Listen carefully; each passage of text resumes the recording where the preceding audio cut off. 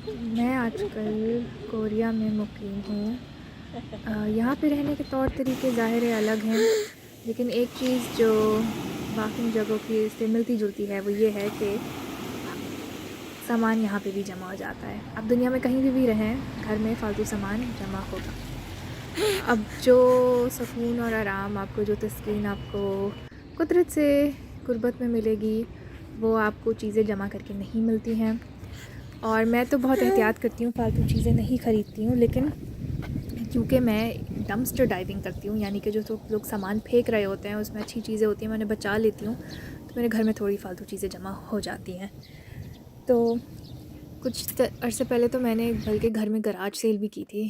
Garage cell में मैंने जो है अपने घर से फ़ालतू सामान निकाला था, उसकी वीडियो है अलग से, आप ज़रूर देख लेगा। हम इस वीडियो में मेरे घर से फ़ालतू सामान निकालेंगे, डीक्लटरिंग जिसको इंग्लिश में कहते हैं, वो करें।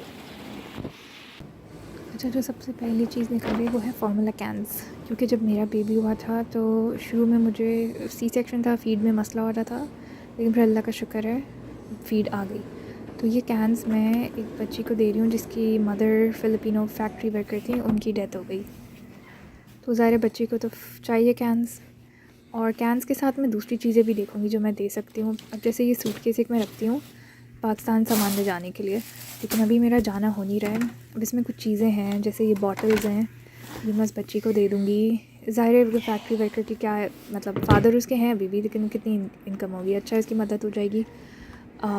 थोड़े से और खिलौने हम देख लेंगे, जैसे स्टफ़ रखेंगे, क्रिंकल टॉय है, क्रिंकल टॉय से ना ऐसे 3 महीने में आप यूज़ कर सकते हैं बच्चे, मेरी बेबी ने एटलीस्ट कर लिया था, तो ये दे दूँगी मैं। अच्छा, ये थैला मैंने बना दिया है, इसमें कुछ कपड़े मैंने डाल दिए हैं, और भी कपड़े निकालेंगे मैं अपने बेबी के, और एक दो स्वाडल क्लॉथ जो होते हैं जो लपेटने वाले कपड़े वो हैं। फिर ये पिंक ब्लैंकेट है, बिल्कुल नया है। अब मुझे ऑलरेडी 2-3 ब्लैंकेट्स दूसरों से मिल गए हैं, मैं क्या करूँ इतना जमा करके। इसी तरह ये जो है फ्रेम, ये किसी ने मांगी थी कि उन्हें चाहिए इस तरह की फ़्रेम, तो मैं इसकी तस्वीर खींच के अभी फ़ेसबुक पर डालूँगी।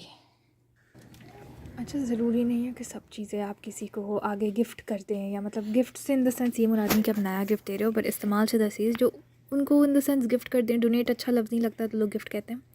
अब हर चीज़ ऐसी नहीं होती कि आप किसी को आगे इस्तेमाल के लिए दे दो, कुछ चीज़ें इस्तेमाल के काबिल नहीं होती। जैसे मेरे जूते हैं, फटफटा गए हैं, मोची से नहीं सही होंगे, ये मैंने इतने पहने हैं 4 साल में, और मैंने खुद सेकेंड हैंड लिया था थ्रिफ्ट स्टोर से इसको।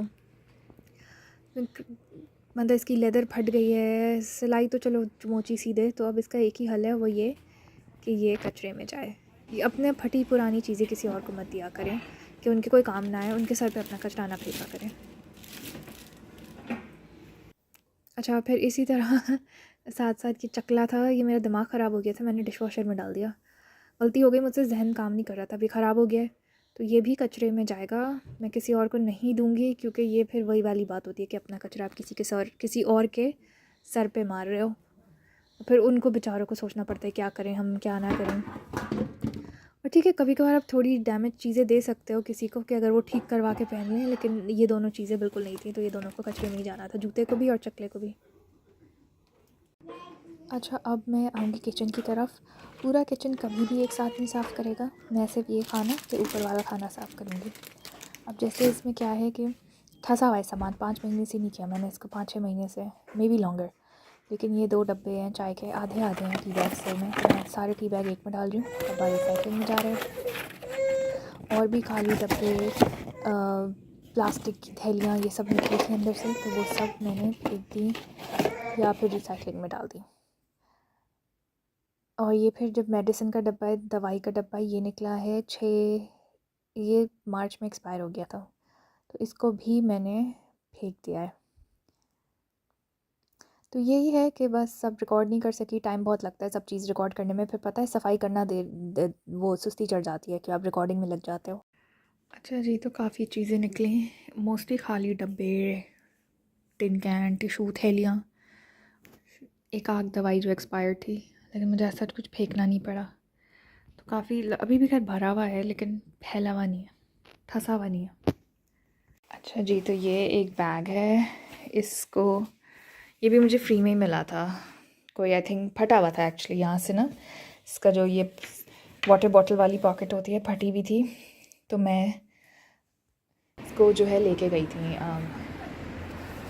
मोची की दुकान, बहुत फैंसी सी दुकान थी, बड़ी सी दुकान थी। तो अंकल ने इतने अच्छे से इसको स्टिच किया कि लग ही नहीं रहा कभी कुछ था। तो 10,000 वॉन लगे थे मेरे, और ये बिका 30,000 वॉन में है। अच्छा, बाथरूम में क्या होता है, अक्सर चीज़ें होती हैं जमा, हम निकालना भूल जाते हैं।